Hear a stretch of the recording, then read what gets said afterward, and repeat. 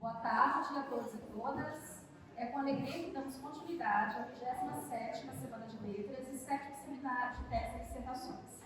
Agora damos início à mesa 3, intitulada Múltiplas Letras, Experiências de Atuação Profissional, com a presença de alunos egressos do nosso curso de Letras aqui da UFSM. Então eu chamo Emanuele Coimbra Padilha, que é professora de ensino do ensino fundamental e médio, de língua portuguesa, pode chamar. Bruno Souza Buzeto, que é professor do ensino médio de língua inglesa, desculpa, eu falei que isso é de língua portuguesa, mas é de espanhol. E Rosana Maria Schmidt, professora do ensino fundamental de língua portuguesa. E para mediação, a doutoranda do nosso programa de pós-graduação em letras, Débora Felipe. Tudo bom, pessoal? Boa tarde.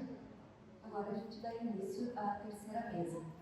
Eu vou primeiro chamar por ordem cada um dos convidados para compartilhar um pouco da experiência, tanto do curso, depois de sair do curso, e irem para a área de atuação profissional. Eu começo então com a professora Emanuele, e vocês vão ter de 15 a 20 minutos então para compartilhar com nós um pouquinho dessas experiências, tá bom? Boa tarde a todos. Eu agradeço imensamente o prazer de estar aqui nessa Semana Acadêmica de Letras. Como egressa do curso de Letras, sempre é muito prazeroso para mim estar aqui, principalmente compartilhar o que eu tenho feito depois da minha formação. O meu nome, então, é Emanuele Coimbra. Eu sou formada na UFSM no curso de Letras Espanhol, pela UFSM também pelo curso de Letras Português, e tenho mestrado e doutorado aqui pela UFSM também, na área de Linguística. Eu me formei na minha primeira graduação em espanhol no ano de 2010. Depois disso, eu ingressei diretamente no mestrado, na sequência do doutorado. Concomitante a isso, a minha primeira atuação enquanto professora de espanhol foi no Estado, na Escola Coronel Pilar, onde eu lecionei por 8 anos na disciplina de língua espanhola, para o ensino fundamental, e também língua portuguesa para o ensino médio fundamental. Mas o convite que me fizeram aqui é para falar especialmente da minha atuação, do meu vínculo atual, que é com a Secretaria de Educação, certo? Com a SMED em Santa Maria, com a Secretaria do Município de Educação. Tá? O que eu fiz, então, desde que eu ingressei na SMED? Eu sou do concurso de 2019, da Secretaria de Educação, e naquele concurso especificamente tinha uma vaga, e essa uma vaga era para o curso de espanhol. Então, como eu fui aprovada em primeiro lugar, essa vaga era direcionada para a Secretaria de Educação. Por que eu fui chamada para a Secretaria de Educação naquele momento? Porque havia planos de implementar e implantar na rede municipal o componente curricular da língua espanhola. Então, a minha atuação naquele momento era justamente fazer todos os documentos necessários para essa implementação e implantação. E o que seriam esses documentos necessários, né? Nós não tínhamos o espanhol na matriz curricular do município, então, mas nós temos no município um documento orientador curricular, que é o DOC-SM. Nesse DOC, todos os componentes curriculares do município, eles possuem ali as suas habilidades a serem desenvolvidas, bem como orientações sobre o componente curricular dentro da Secretaria de Educação do município. E o espanhol não tinha esse documento. Então, a minha primeira tarefa, enquanto coordenadora de anos finais e coordenadora do componente curricular em língua espanhola no município de Santa Maria, era fazer tudo necessário para criar esse documento. Então, nesse documento, no primeiro momento, foi feita uma comissão com representantes de várias instituições aqui do curso de espanhol. Quem participou da constituição foi a professora Eliane Sturza, né, que aceitou o convite, assim como nós tínhamos representantes de outras instituições, Mato Grosso, a Unipampa, representantes da rede estadual e representantes da Secretaria de Educação de todos os níveis e modalidades. Dentro da Secretaria de Educação, nós temos coordenadores de nível, modalidade e coordenadores de componentes. Então, nós temos coordenadores de anos iniciais, coordenadores de educação infantil e coordenadores de anos finais. Todos os professores dos anos finais são coordenadores de anos finais e também são coordenadores do seu componente curricular dentro do município, que compreende as nossas 86 escolas. Então, naquele momento, eu cheguei como coordenadora dos anos finais, coordenadora do espanhol, e então eu montei essa comissão, depois de muitas investigações de como fazia esse processo, né, de como fazia essa documentação, que para mim também era algo novo. Eu ainda não tinha essa experiência de gestão educacional, né? Então, eu montei essa comissão, convidei as pessoas, os professores representantes, elaborei a portaria, fizemos reuniões, várias reuniões, trabalhamos no documento, adaptamos várias vezes até que ficasse da forma que nós esperávamos que fosse o espanhol dentro das nossas escolas, de como ele fosse desenvolvido. Posteriormente, ele passou pelo Conselho Municipal, porque esse processo é muito longo, né? Esse documento precisou ser avaliado e ser aprovado. Depois disso, ainda tivemos um longo trajeto em que nós tivemos que aprovar uma nova matriz curricular dentro do município, que como o espanhol não estava contemplado, nós precisamos alterar a matriz curricular, que mexe em todos os outros componentes, para que efetivamente pudéssemos começar a ter espanhol no município. Então, inicialmente, o espanhol foi implantado com um período, que é o que nós temos ainda até hoje. Há uma proposta, uma perspectiva de que futuramente seja ampliado para 2, mas naquele momento um período era o que nós poderíamos fazer. E nós pensamos que, enquanto professores de espanhol, no contexto que o espanhol vai perdendo muito o seu campo de atuação, um período era melhor que nenhum. Então, nós aceitamos um período e depois que essa matriz foi implementada, só aí que os demais colegas foram chamados para efetivamente atuarem nas nossas escolas de anos finais. Atualmente, nós temos 42 escolas de anos finais no município com o espanhol implementado, implantado e funcionando. Foram chamados 26 professores do mesmo concurso, nomeados no mesmo concurso que eu aprovei. Agora já temos, dessas 26, nós tivemos 2 desistências e 2 exonerações, mas por motivos bons, porque esses 2 professores foram aprovados em outros concursos e nos deixaram, né? Então, todas as escolas de anos finais, quando eu falo em anos finais, eu falo de 6º, 7º, 8º e 9º ano, já possuem, todas as turmas já possuem espanhol e algumas já possuem os anos iniciais também. 5º, 4º ano, e há uma possibilidade de ampliação para os mais pequenininhos, 1º, 2º, 3º anos também nos próximos anos. Como egressa do curso de letras, eu considero essa até o momento a minha maior contribuição para a rede municipal. Eu fico muito feliz de ter coordenado e ter encabeçado esse projeto e todo mundo que tem a experiência de trabalhar dentro da gestão pública sabe que esse processo ele não é fácil, ele é muito moroso, ele demora muito para conseguir ser feito. Mas, nesse momento, as crianças estão com espanhol e essa é a minha maior alegria dentro do município, de ter sido a responsável por isso. Então, também isso possibilitou que vários meus colegas do curso de espanhol fossem nomeados e estejam atuando, e também ampliou uma perspectiva para os nossos colegas aqui do curso de letras de espanhol, presencial e também EAD, que agora tem as nossas escolas do município para atuação também. Então, enfim, da minha parte é isso que eu gostaria de compartilhar com vocês e eu agradeço muito a atenção.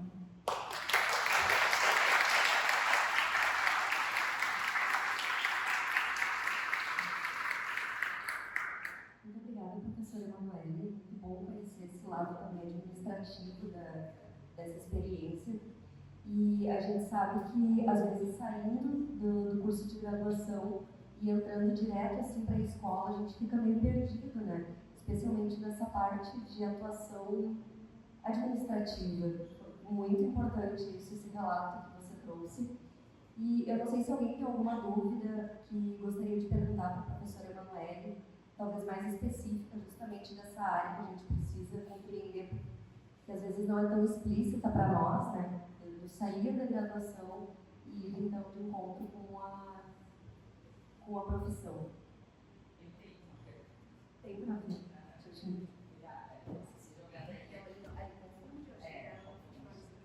Oi, obrigada, Emanuele, pela presença, né, pelo teu trabalho na secretaria. Eu estive acompanhando um pouco, né, no ano passado, nas formações que eu ministrei para os professores de inglês.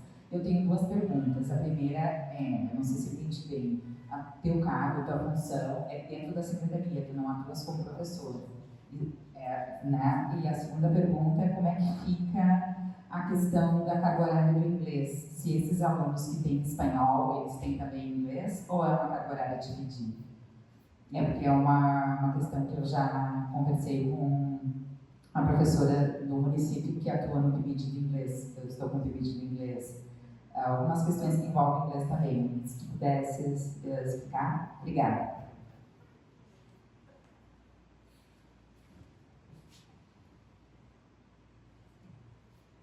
Professora Patrícia, então, com relação ao meu cargo, nesse momento, eu estou só na gestão educacional, eu sou dividida entre a Secretaria de Educação, a sede, e o nosso Centro Municipal de Inovação e Empreendedorismo Criativo, o EduTech, no qual, atualmente, eu desempenho a função de assessoria pedagógica.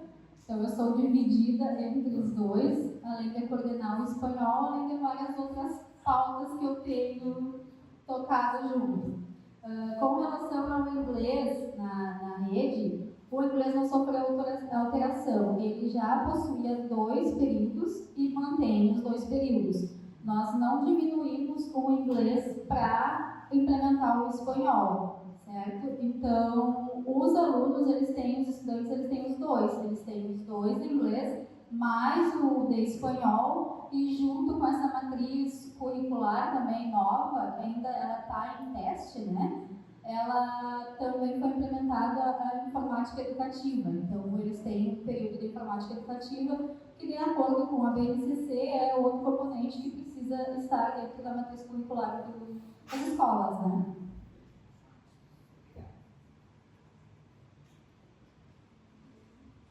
Obrigada novamente, Emanuele. Pessoal, eu vou pedir para deixarem agora as perguntas para depois das outras mesas, que eu acabei fazendo um equívoco aqui, tá bom? Peço desculpas. Agora eu vou chamar, então, o professor Bruno Buzeto para compartilhar um pouco as experiências dele em relação à graduação. Olá, boa tarde. Então, meu nome é Bruno. Eu sou egresso aqui do curso, fiz letras em inglês de 2014 a 2018. Terminei a graduação e resolvi sair um pouco da universidade. Já estava um pouco, assim, como eu posso dizer, assustado de tanto trabalhar e estudar ao mesmo tempo, porque eu fiz toda a graduação junto com a prática docente, embora eu não tivesse ainda a titulação de professor. Desde o terceiro ano do ensino médio, eu dava aula particular, aula no cursinho. Então, digamos que a graduação me ajudou muito na parte teórica, metodológica, e também eu fui me aperfeiçoando como professor conforme eu ia crescendo. E lembrando que eu tinha 17, 18 anos, então acho que foi um crescimento muito interessante, porque foi um crescimento, eu como adolescente virando jovem, adulto, eu como professor inicial e também aprendendo técnicas e tendo uma base mais sólida, e eu como estudante também de graduação, né? Então acho que foi um período bem interessante. Terminei a graduação, me formei em 2019, no início, né? e já estava dando aula no cursinho de inglês, e eu tive a proposta de ir para Santa Rosa. Eu estava trabalhando no curso de inglês, que virou uma startup, e lá eu virei coordenador, né? Fiquei um ano lá, trabalhando. Em 2020 eu voltei para Santa Maria, ainda trabalhando nessa escola de inglês, e veio a pandemia, né? E veio com a pandemia toda aquela questão de isolamento, de distanciamento. Continuei dando aula nesse cursinho de inglês, dando aula online, o que era também muito problemático, né? Acho que todo mundo que deu aula online aqui durante a pandemia era complicado, né? Ainda mais dando aula de inglês no cursinho de inglês, que se espera que os alunos aprendam inglês, e era muito difícil, então também estava bem desgastado. Até que em 2021, no final de 2021, eu recebi o convite de ingressar no Estado, né? Eu participei lá do edital de contrato temporário, coloquei meu nome, me ligaram em setembro de 21, dizendo que em São Vicente do Sul não tinha professor de inglês desde o início do ano. E eu falei, olha, eu sou de Santa Maria, nascido e criado aqui, não tem por que eu ir para São Vicente em setembro para encerrar o ano. E daí falaram, não, mas como está nesse caso de urgência, tu pode dar aula online lá. Daí eu pensei, tá, eu já estava um pouco saturado de dar aula no cursinho de inglês, falei, vou tentar. Daí fui para São Vicente para conhecer a escola, até porque eu achei que não faria sentido eu dar aula para alunos e numa escola que eu não conhecesse. Então, por mais que eu tivesse a chance de não ir para São Vicente, eu fiz questão de ir.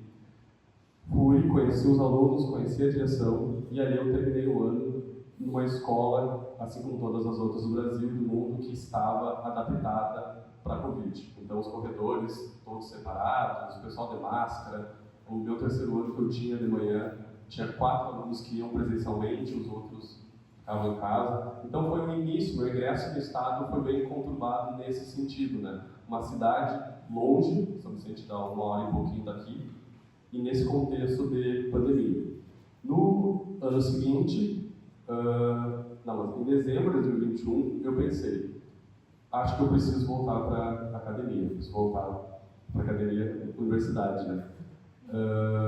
Daí eu pensei, eu estou trabalhando como professor há um bom tempo, e nesse meio tempo, eu esqueci de contar, mas em 2020 também, me chamaram, me convidaram para virar professor do curso de proficiência online da UFM, da Universidade Franciscana. Eles tinham tido só 2 edições em 2020, em outubro, 2 em outubro inclusive, porque por conta da Covid eles não podiam mais fazer o teste de suficiência presencialmente.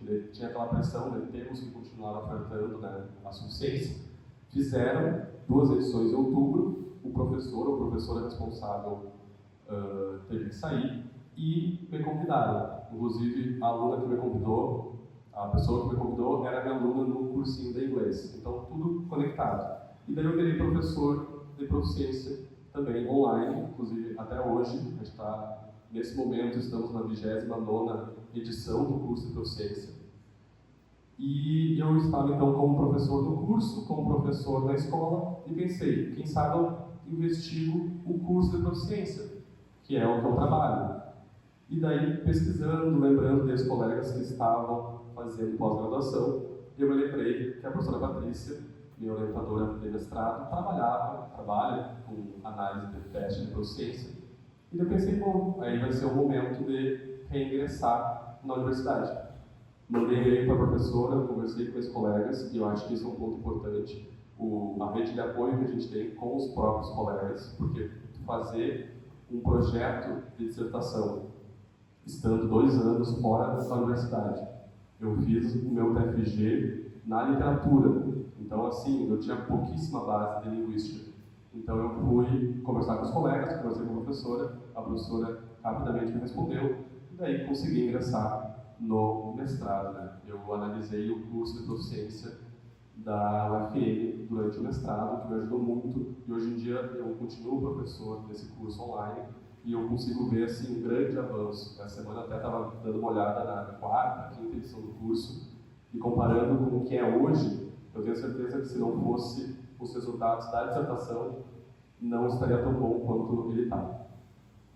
Bom, depois entrei no doutorado, também estou investigando o NITRA, o Núcleo de Idiomas e Traduções aqui da UFSM, porque eu também fui convidado para ser... Convidado não, né? Participei do edital.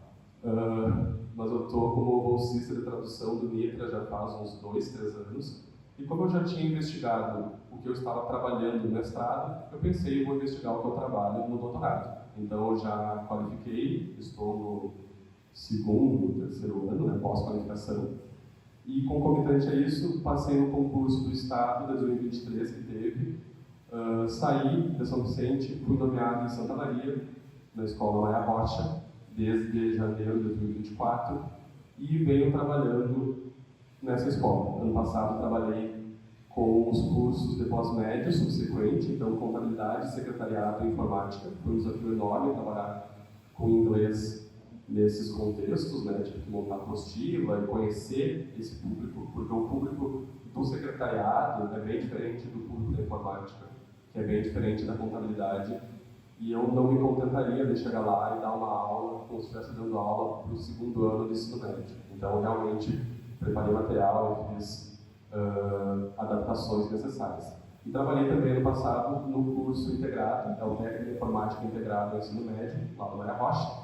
Então, tive essa experiência. Esse ano, eu estou no ensino médio em tempo integral, que também é um grande desafio para a escola, é o segundo ano que a escola está no ensino médio em tempo integral.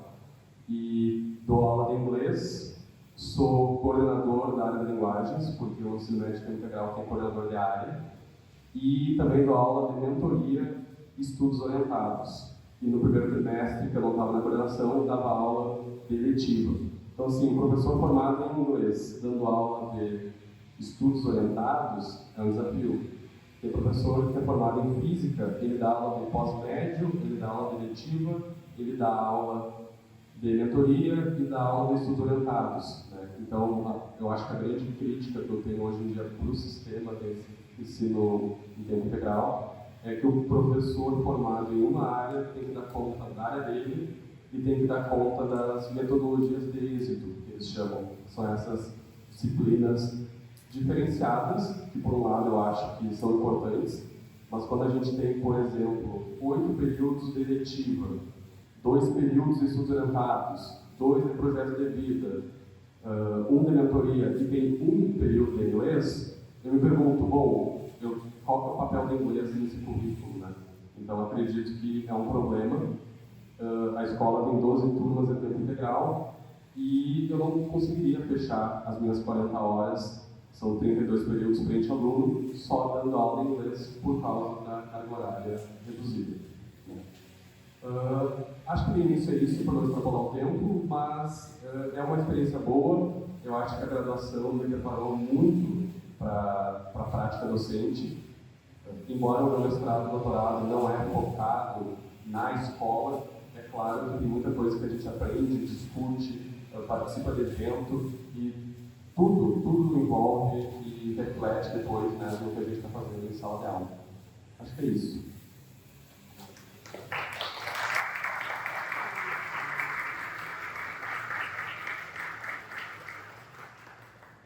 Obrigada, Bruno. É muito interessante o que você comentou, especialmente dessa preocupação de conhecer os alunos e conhecer também o contexto de para quem a gente está dando aula, né? Porque muitas vezes a gente aprende de uma forma e a gente sabe que na realidade, né, estar na escola não é daquele jeito que a gente vai conseguir passar para os alunos. Então, essa parte do professor precisar se reinventar, se adequar conforme o contexto da aula, né, é muito importante. Eu vou, por enquanto, passar a palavra rapidinho para Rosana. E depois eu respondo eu também tenho questionamentos sobre essa ida para a escola, principalmente que agora a gente está vendo escolas do Estado também colocar no ensino integral. Modifica bastante a carga horária e essas matérias a mais também que o professor Bruno comentou. Pois é. Obrigada, Fran. Eu que agradeço o convite para retornar ao UFSM agora como professora de educação básica. Meu nome então é Rosana Schmidt, eu sou licenciada em Letras Português.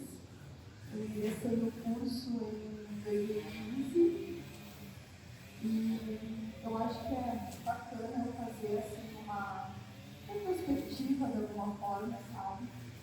Dessa minha caminhada ao longo da graduação e da pós, até chegar ao momento em que eu me encontro hoje como professora no município de Santa Maria.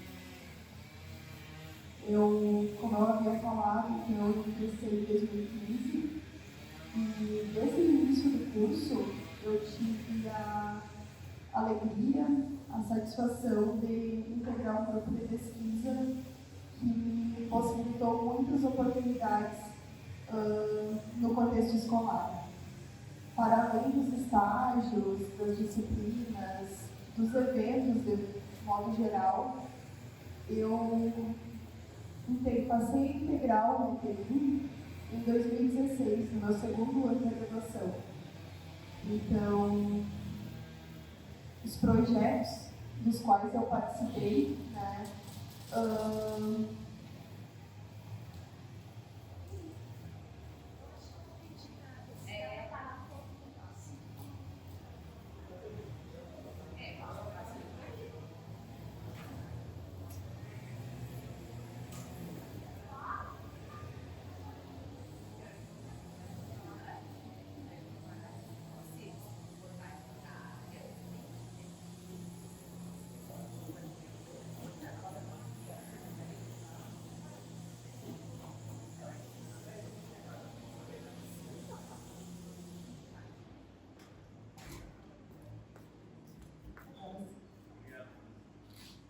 Então, como eu estava comentando, desde o início do curso eu participei, né?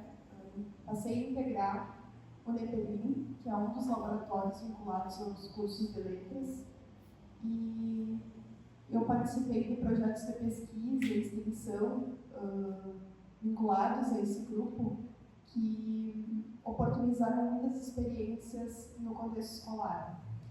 Então, para além dos estágios, eu também tive experiências em sala de aula a partir desses projetos, como um projeto de extensão em que eu fui oficineira de produção de artigos de opinião. Então, no meu segundo ano do curso, eu já estava em sala de aula, experienciando, né, a docência de alguma forma e me enxergando como professora em formação inicial, de fato. Essas experiências, né, que eu tive desde o início do curso me levaram a participar do processo seletivo para o mestrado em estudos linguísticos, sob a orientação da professora Franciele Pinton. E nesse contexto, né, de formação, na pós-graduação, exatamente naquele período estava sendo aprovado o atual documento oficial de educação. Então, também por incentivo, né, da Profran, nós nos dedicamos a investigar esse documento e eu posso dizer assim que essa experiência de pesquisa, né, porque eu me dediquei integralmente à pesquisa graças à bolsa da CAPES, essa experiência foi fundamental para a minha formação, né, porque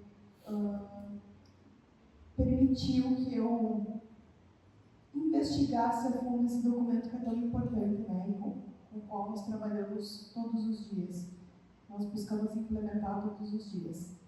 Nesse contexto de mestrado, então, eu lembro que nós vivemos a pandemia, né, então eu acabei retornando temporariamente para a minha cidade natal.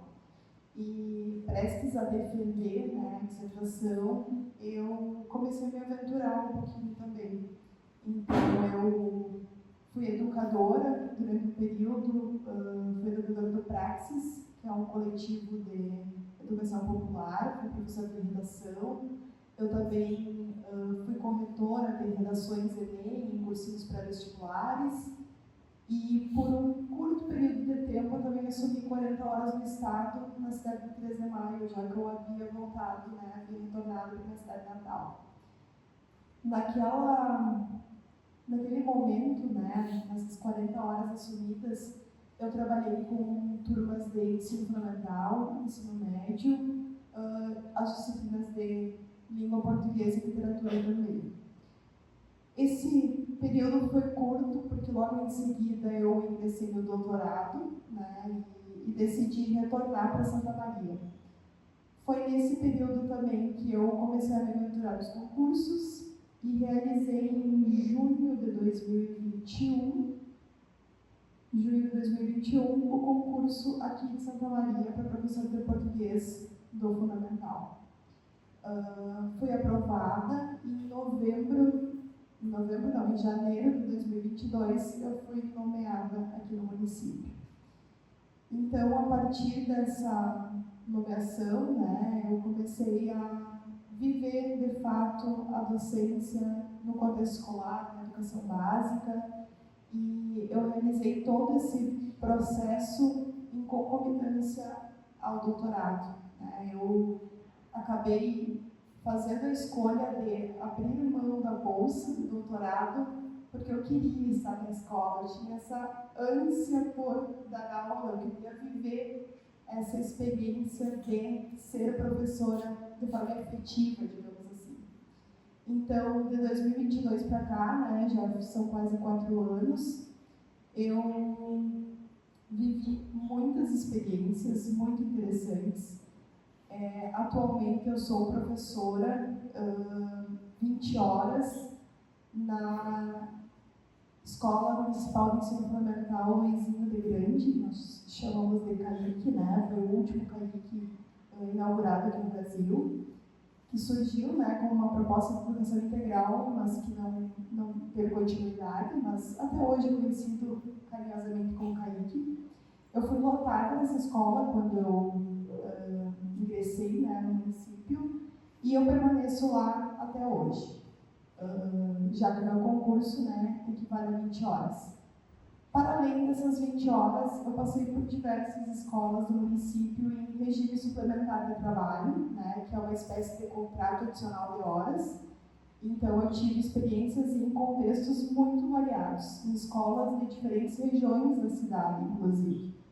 Eu tive experiências, inclusive, com EJA do Fundamental, que eu nem sonhava em vivenciar isso, né? E foi muito, muito interessante para a minha prática. Mas, atualmente mesmo, eu sou professora de português no CAIC, no turno da manhã, das turmas de 7º e 9º anos. E no turno da tarde, eu sou cedida pelo município para o Instituto São José, que é uma escola particular aqui do município. Eu iniciei este ano, no início do ano letivo, assumindo turmas de 7º, 8º e 9º anos da disciplina de produção textual, que é uma experiência que me realiza profundamente, porque eu gosto muito de dar aula de produção textual. E mais recentemente eu assumi mais horas nessa escola, então, como professora de português também. Então, eu posso dizer assim que toda essa minha caminhada, né, desde a graduação até hoje, constituíram a professora que eu sou. E eu acho que eu fui descobrir mesmo, assim, ao longo do doutorado, em concomitância com essa atuação nas escolas, que as muitas perguntas que eu tinha, elas só se multiplicam a todo momento. E que aquilo que eu tanto ouvia dos meus professores, né, especialmente da professora Franciele, de que é impossível separar pesquisa e docência, isso se apresentou para mim de forma muito clara, sabe? Eu entendi que são práticas de fato indissociáveis. E é por isso que até hoje, né, já doutora, defendi em maio deste ano, apesar de ter finalizado mais essa etapa da minha vida, eu sigo em formação continuada, como participante voluntária do DPI, e sou muito feliz por todas as escolhas que eu fiz e por todas as oportunidades que eu tive no curso até hoje. Eu acho que por hora é isso.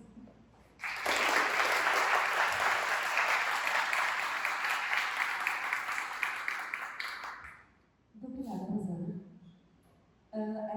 parte dos projetos que você comentou e de diferenciar a escola realmente é uma coisa que faz diferença da maneira que a gente direciona o olhar para o nosso próprio estudo.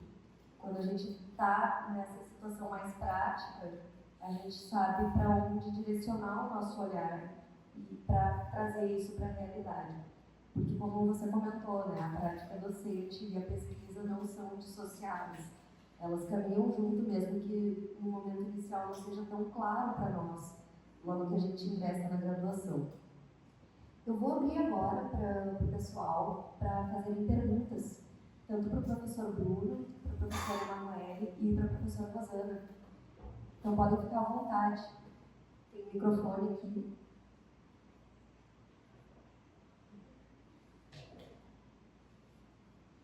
Quem que está na graduação ainda? Não. Já. Quer perguntar mais? Pode. Bom, enquanto a Rosana falava, eu pensei que cada um poderia pensar num conselho que vocês dariam para os alunos da graduação, da licenciatura ou também incluindo o bacharelado, pensando na formação da graduação, porque os três também são ingressos do pós-graduação em letras, ou continuam, né, concluindo. Eu acho que o meu conselho vai muito no sentido do que eu vinha comentando sobre aproveitar as oportunidades, porque por mais que eu não entendesse muito bem, assim, o fato de ter integrado um grupo de pesquisa já no segundo ano do curso, no terceiro semestre, foi fundamental para a minha formação, porque eu realizei leituras que talvez eu não realizaria nas disciplinas, né? Eu fui além em muitos sentidos. Eu participei de projetos de ensino, de pesquisa e de extensão ao longo de toda a graduação, e isso acabou trilhando esse caminho para que eu seguisse em direção à pós. E eu vejo o quanto isso foi fundamental para que eu me constituísse na professora que eu sou hoje, para que eu tivesse essa segurança que eu tenho hoje, de alguma forma, sabe, no trabalho que eu realizo. Porque eu sinto muita confiança naquilo que eu faço, porque eu sei que toda essa formação que eu tive ao longo da graduação, do mestrado, do doutorado, possibilitaram isso. Então, eu aproveitei muitas oportunidades, eu participei do diretório acadêmico, eu participei de comissões organizadoras de eventos, eu fiz muitos trabalhos burocráticos que parece que não servem para nada, mas ajudam muito, porque depois tu acaba vivenciando tarefas, né, encarando propostas como a da Manu, por exemplo, né, que demandam conhecimentos que vão muito além da docência, né? Então, acho que o meu conselho é esse, aproveitar todas as oportunidades, porque tudo isso ajuda a constituir o profissional que somos.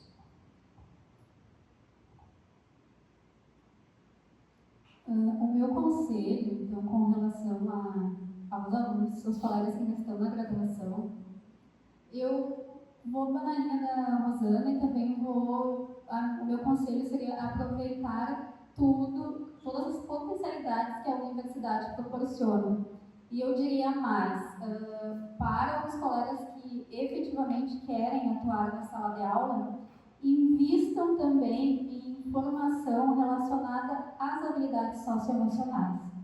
Por quê? Porque lidar com alunos, estudantes, e principalmente no caso do espanhol, agora também dos demais colegas que vão atuar nos anos iniciais também, a parte das habilidades socioemocionais, tanto do professor quanto dos estudantes, ela é bem importante. E eu diria até que 70% da aprendizagem deles está relacionada com isso, com a questão de como eles são tratados e como também são ensinados. Então, nesse sentido, eu indicaria, o meu conselho seria aproveitar as potencialidades relacionadas a ao desenvolvimento dessas habilidades, que entendemos que nesse momento elas são o foco para que tenhamos alguma alteração, alguma mudança significativa também na aprendizagem deles.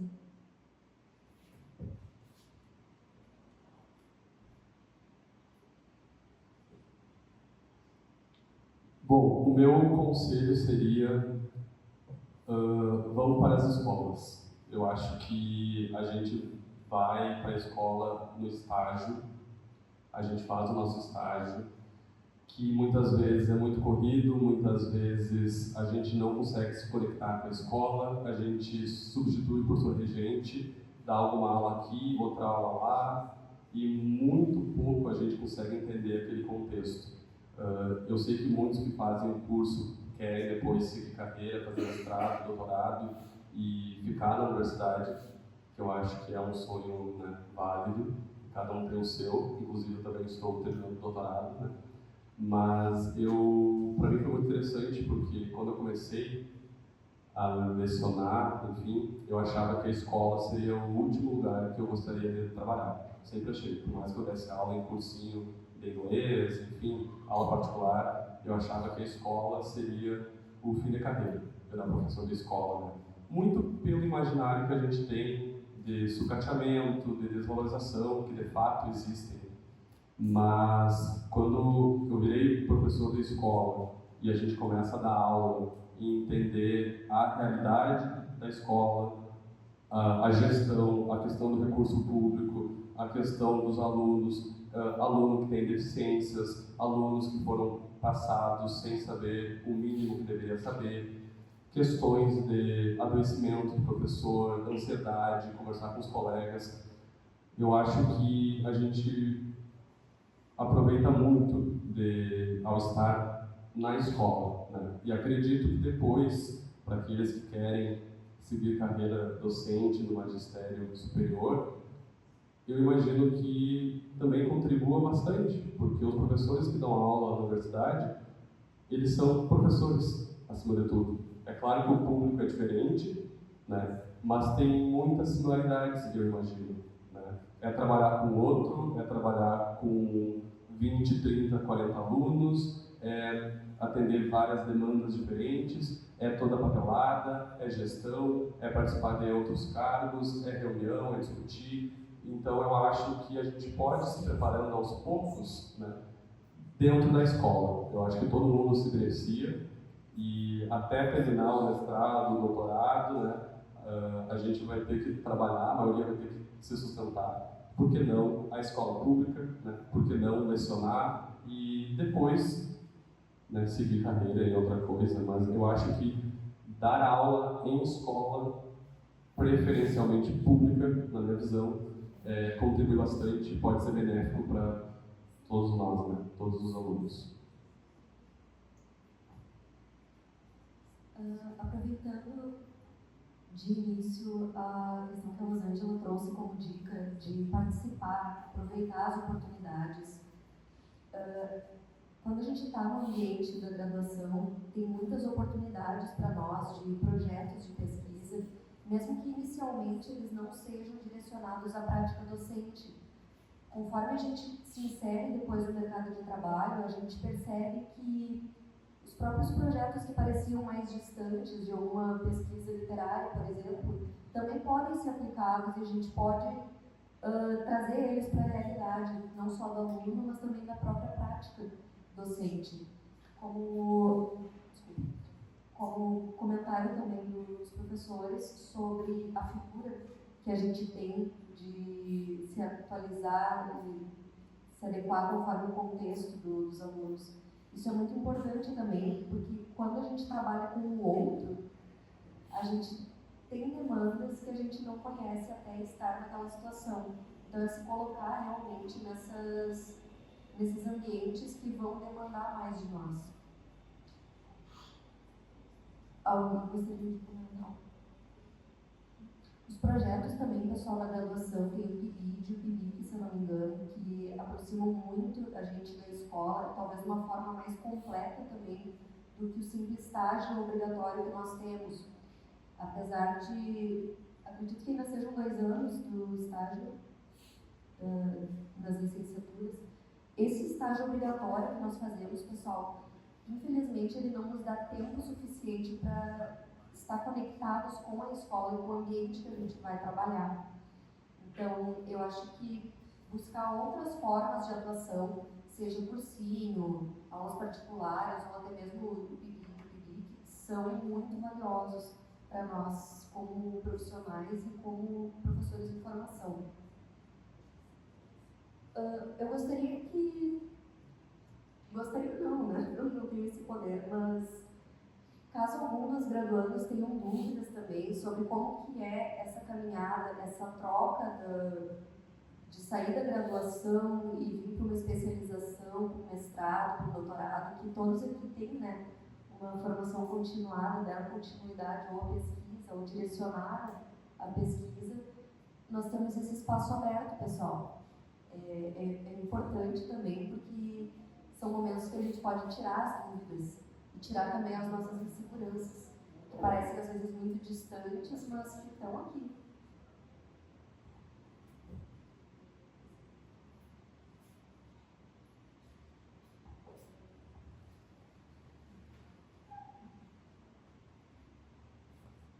Boa tarde. Eu queria fazer uma pergunta para a Suzana, que ela falou que, na experiência dela, a pesquisa e a docência são inseparadas, assim, e eu sou do bacharelado, então eu não tenho essa perspectiva. E quando ela falou isso, eu fiquei muito curioso, porque não é algo que eu tenho, e também como tu falou, que é uma coisa que parece que a gente não faz associação cedo no curso, né? Licenciatura, eu não tenho essa perspectiva, mais fora da currícula. Eu fiquei curioso também como que isso influenciou a tua pesquisa, de que forma isso mudou, qual foi o caminho. Eu fiquei bastante curioso. Obrigada pela pergunta. Eu acho que, para tentar responder, é interessante resgatar essa trajetória que eu trouxe, né, da graduação, porque as experiências que eu tive, não só no estágio, mas dos projetos nos quais eu me envolvi, despertaram em mim muitas dúvidas, muitas perguntas. Eu queria continuar pesquisando, sabe? E ao mesmo tempo queria estar na escola, porque a minha escolha pelo curso foi motivada pelo desejo de ser professora de educação básica. Eu escolhi o curso em razão disso. E quando eu cheguei aqui, eu nem sonhava em fazer mestrado, doutorado, era algo muito distante da minha realidade. Eu saí de uma cidade bem pequena, então eu nem sabia que eu teria a oportunidade de seguir pesquisando. E quando eu cheguei no curso de letras, um mundo de possibilidades se abriu para mim. E eu entendi, já desde o segundo ano, que pesquisar, esse movimento de dar aulas, refletir sobre, pesquisar, dar aulas num movimento infinito, é fundamental para que nós nos tornemos professores cada vez melhores, né? E eu sempre me enxerguei assim, numa posição de aprendiz, de uma professora que está começando, que tem muitas dúvidas, muitas inseguranças, e eu percebi que a pesquisa me ajuda a encontrar muitas respostas, mas também me faz encontrar muitas outras perguntas. Então eu sigo, sabe? Sigo pesquisando e sigo na escola, que é o que eu amo fazer, e espero continuar assim. Então é muito bacana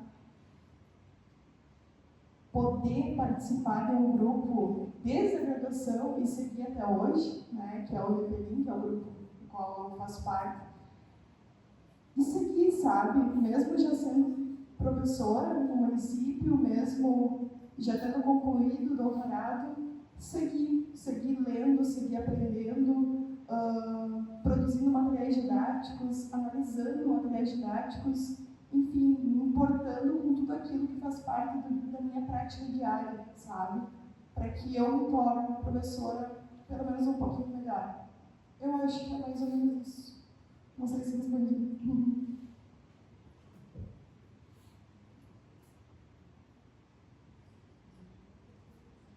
E a prática docente também, a gente pode pensar ela como o professor como modelo, né, para os alunos, mesmo que indiretamente, dependendo do contexto, às vezes que a gente dá aula, nós temos alunos muito carentes e não tem uma estrutura, a escola acaba sendo, então, um espaço para a gente trazer um pouco de algo para eles, né, seja conteúdo, seja até afeto, às vezes, da escuta, isso é bem importante.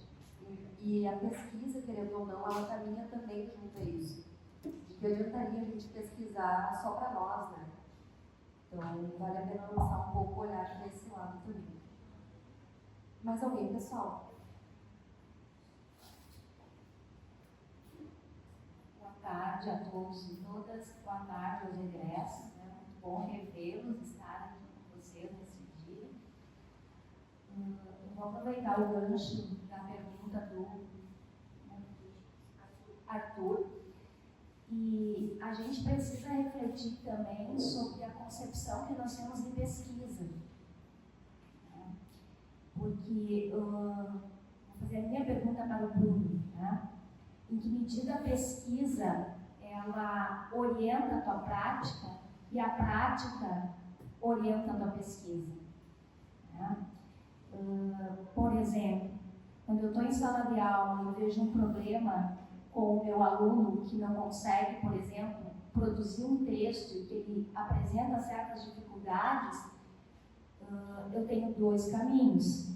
Eu posso pesquisar sobre isso, eu posso tornar essa minha pergunta um objeto de pesquisa, o texto do meu aluno passa a constituir o meu corpus de pesquisa, e isso vai reorientar a minha prática.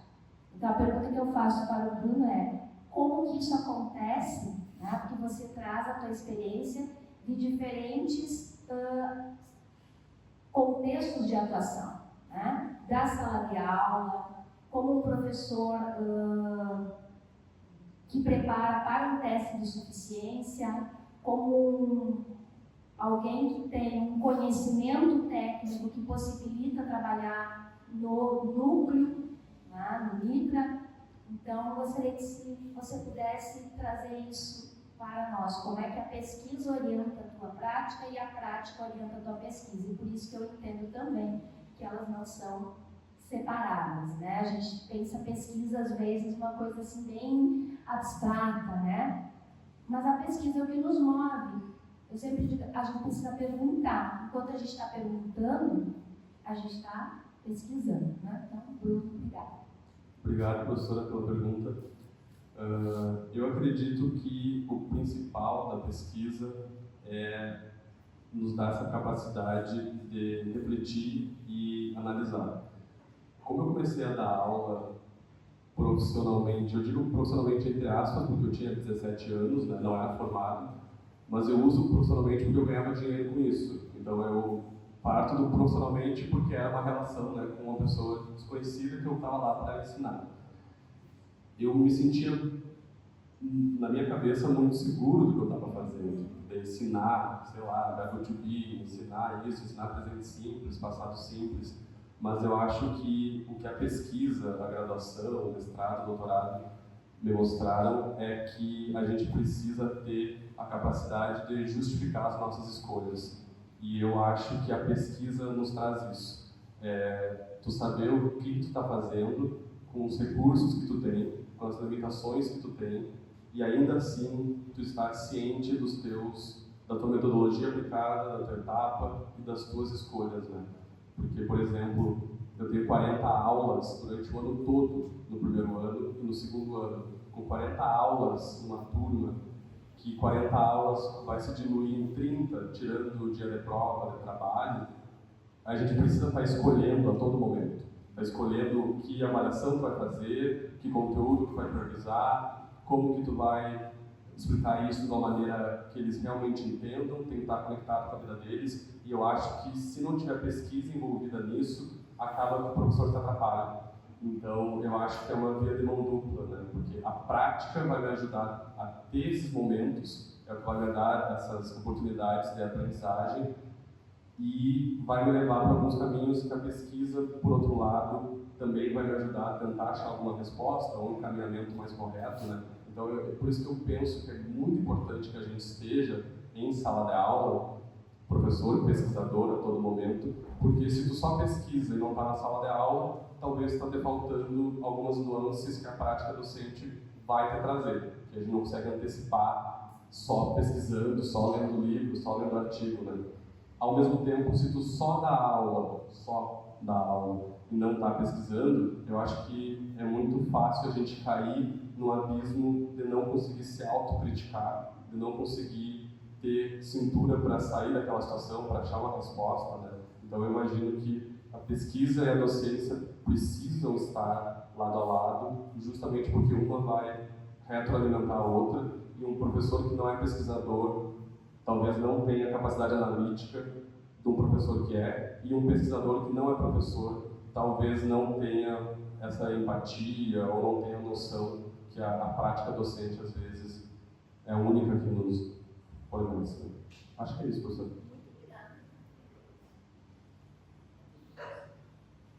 Boa tarde aos egressos, é um prazer reencontrá-los aqui na nossa Semana de Letras.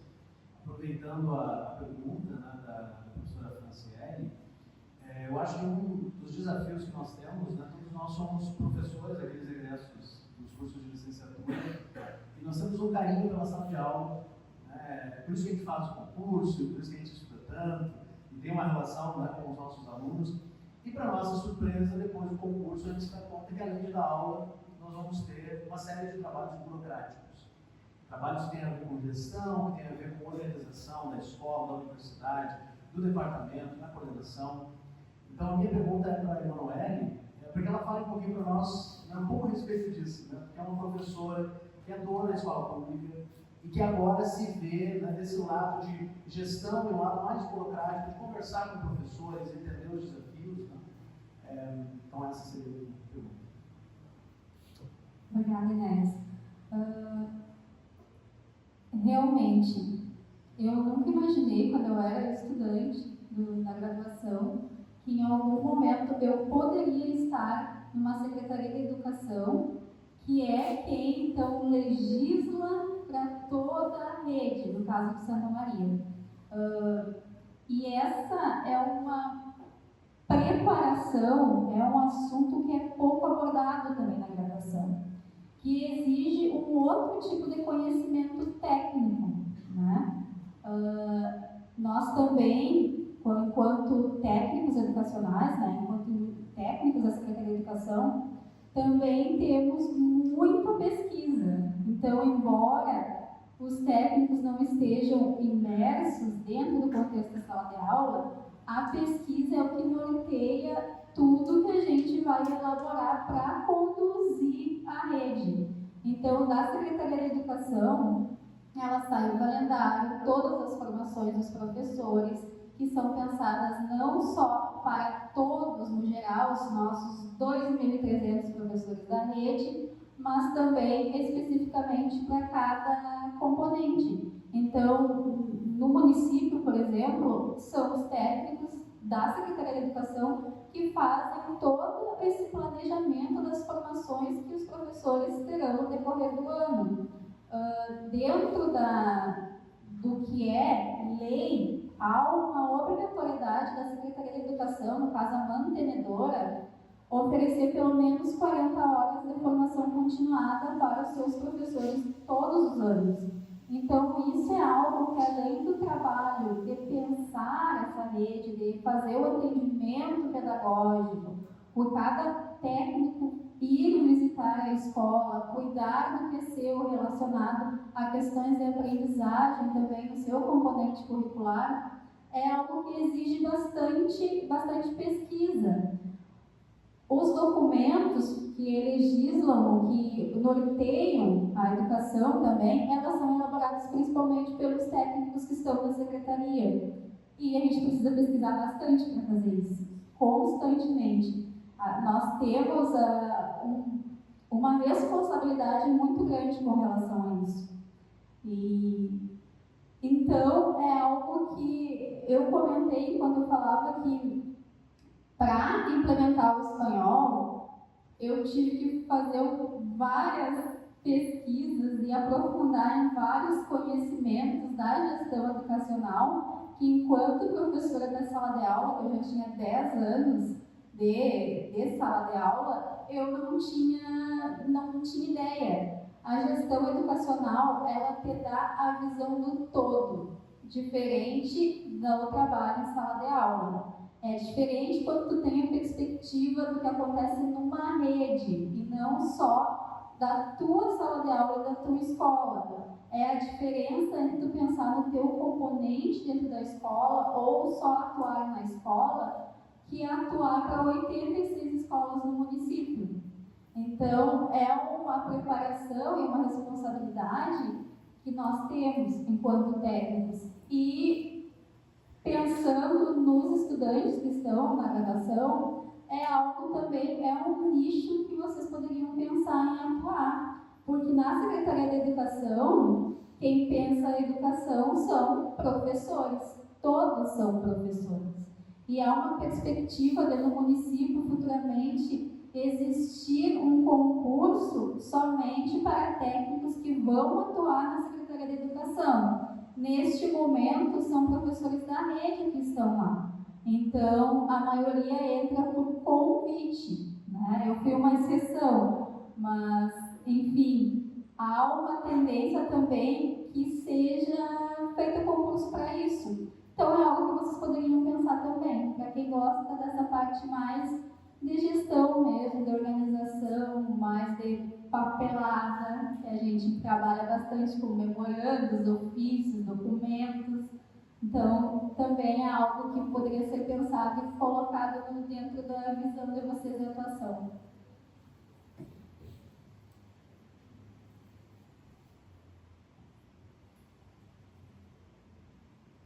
Mais dúvidas, pessoal?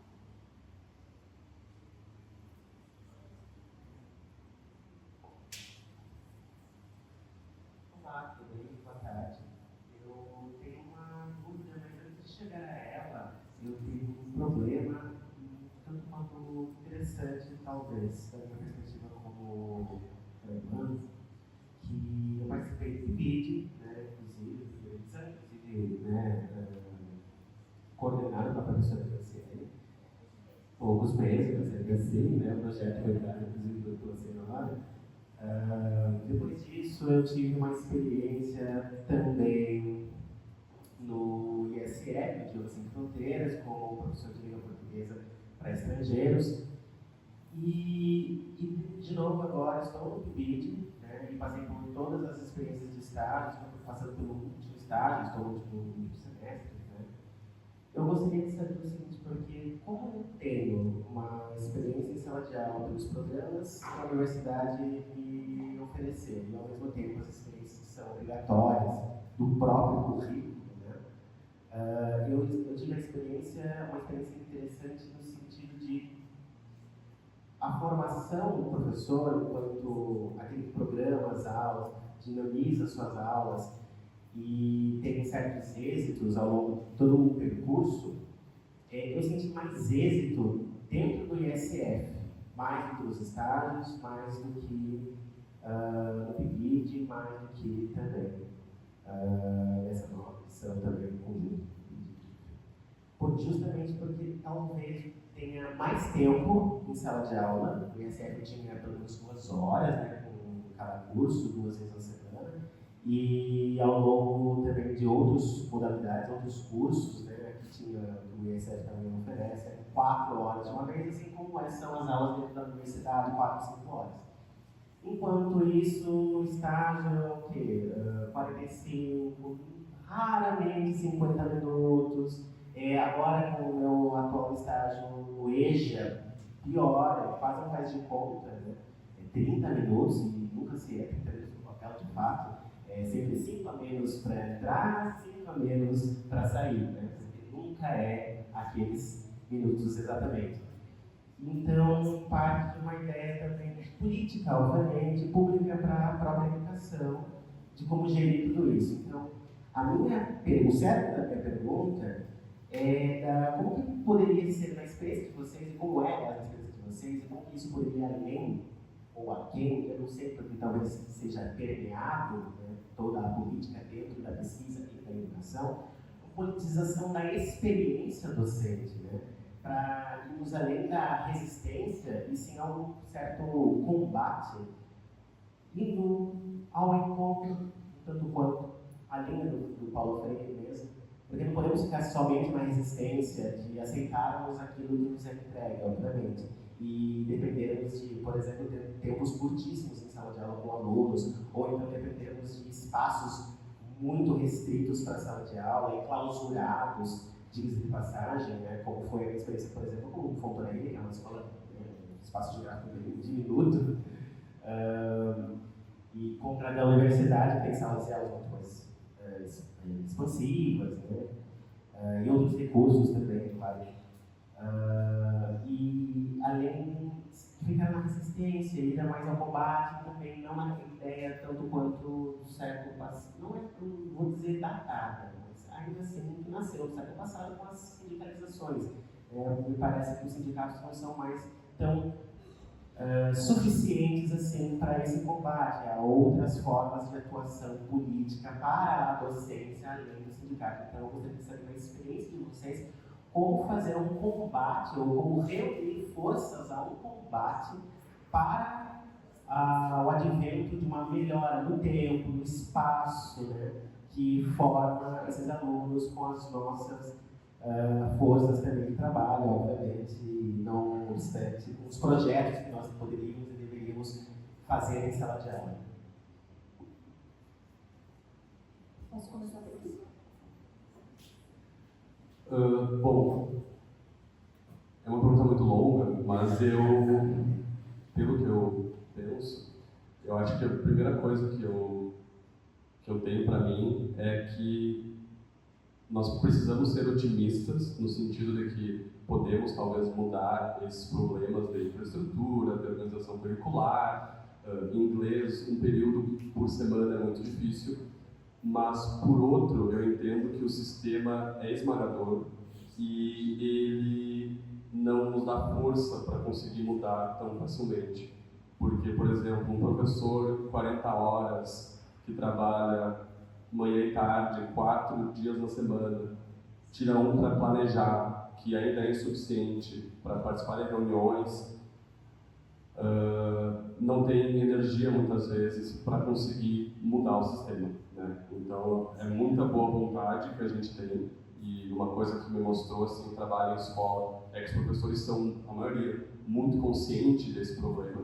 Todos ali entendem, eu acho que é uma classe muito política nesse sentido, né? Os professores entendem a situação, até porque são profissionais que trabalham com transformação, com mudança social, mas acho que o sistema é tão bem engenhado, assim, ele é tão bem construído, que a gente não tem força coletiva para conseguir fazer grandes mudanças, né? E a gente vai acabar naquele clichê, naquela conversa que a gente sabe, que é a escolha bem dos vereadores, escolha bem do presidente, do governador, mas ainda assim, eu sinto que se eu conseguir dar a minha aula e meu aluno no final do ano ter aprendido alguma coisa, não precisa nem ser de inglês, mas aprendeu a não falar palavrão, aprendeu a respeitar o professor, para mim é uma luta ganha, sabe?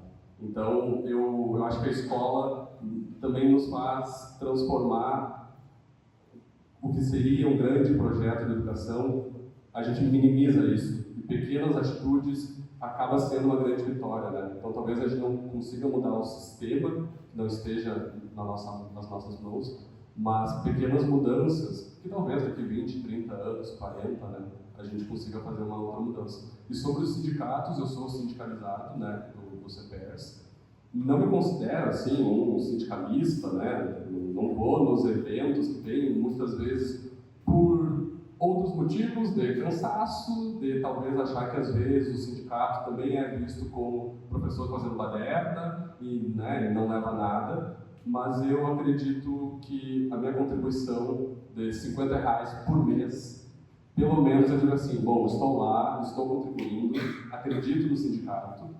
E é claro que eu também não sou ingênuo de achar que o sindicato talvez não tenha problemas, talvez não tenha ingerência, talvez não tenha muita politicagem no meio, né? Mas pelo menos é uma voz que nos representa em algum momento e eles estão lá tentando fazer essa mudança num nível mais contato direto com governantes, né? Então, eu acho que, infelizmente, a gente entende toda a parte política, mas acabamos por entender que não temos mão para fazer essas grandes mudanças, né? Não sabemos. Eu acho que o professor acaba ficando no meio de dois tipos de batalha nesse sentido, né? Entre a política acima de nós, que nós temos dentro do sindicato, e a luta diária da realidade, muitas vezes, dos alunos também.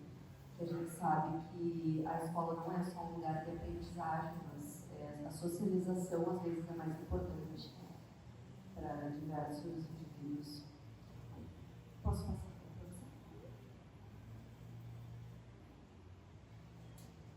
É uma pergunta um pouco longa, então eu vou abordar alguns aspectos e tentar responder. Falando agora sobre o conhecimento das escolas da rede, tá? A tua menção foi ao Famboraíra.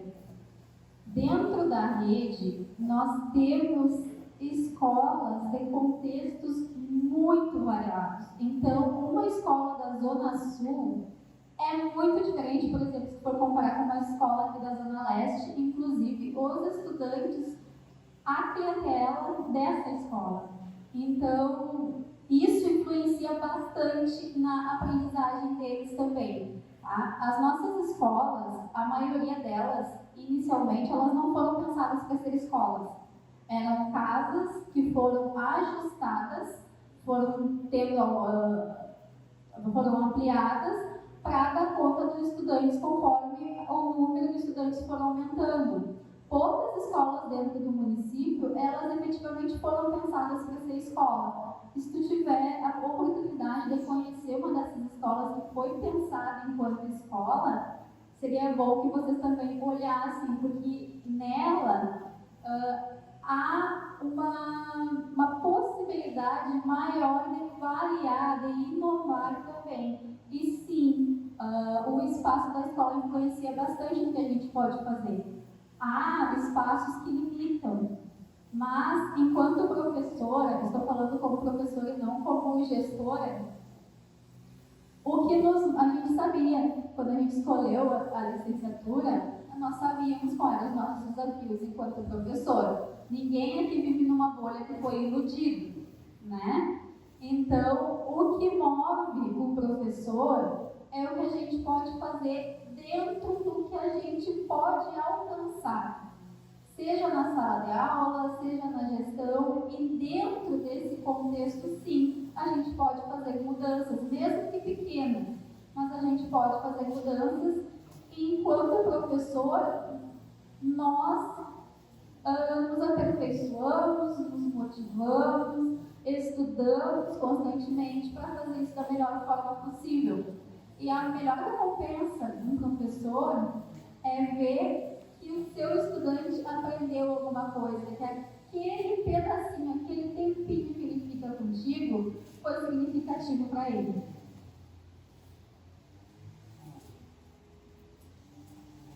Só para complementar, assim, de forma rápida, eu entendo que ser professor é lutar constantemente. E eu acho que estar em sala de aula já é uma forma de resistência. Então, estar lá todos os dias, enfrentando desafios que vão muito além do período, né, da carga horária do período, é uma forma de resistir, de acreditar, de esperançar. E aos pouquinhos eu vejo que algumas batalhas vão sendo ganhas, sabe?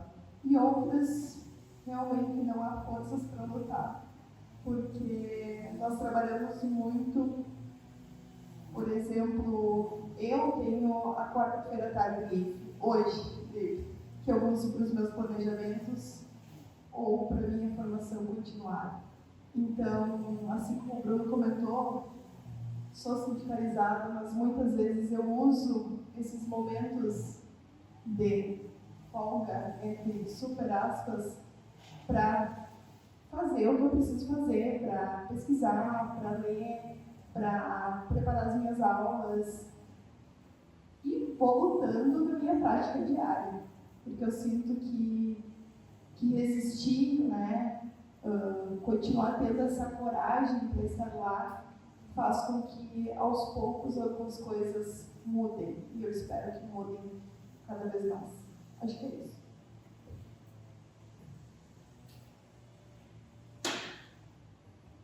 Muito obrigada, então, ao Bruno, Manuel e Rosana. Eu acho que essas experiências compartilhadas são muito significativas, não só para futuros professores das escolas do ensino, mas também para quem gostaria de seguir carreira, seguir se aperfeiçoando, mestrado, doutorado, seguir a pesquisa e também vir a ser professor universitário, porque a gente sabe que às vezes nós mesmos chegamos na graduação de uma forma muito verde, muito perdidos e imaturos, e nós ainda temos a figura dos professores para nos guiar. Então, também fica o meu agradecimento aos professores da graduação, que às vezes nos trazem uma perspectiva nova. E com isso eu acho que a gente pode encerrar, gente. Muito obrigada.